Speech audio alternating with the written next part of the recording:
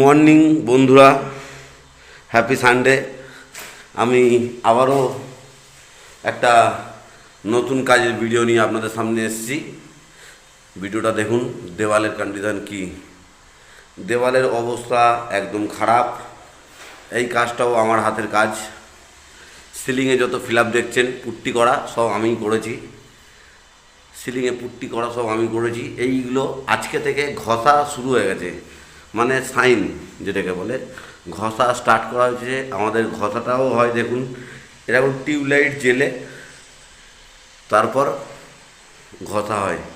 ওয়াল থেকে শুরু করে সিলিং থেকে শুরু করে সব টিউবলাইট এরকম এরকম করে আড়ে লম্বায় ধরে দেওয়াল কোথায় বেঁকা সোজা উঁচু নিচু আছে সব এরকম টিউবলাইট দিয়ে ধরে ধরে ঘষা হয়।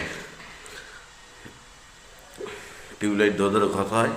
তা সেরকমভাবে এই পুরোটা ঘষা হবে। ঘষা হয়ে যাওয়ার পর প্রাইমার হবে। তারপর ক্লায়েন্ট কী রং পছন্দ করে সেটাও আপনাদেরকে দেখাবো।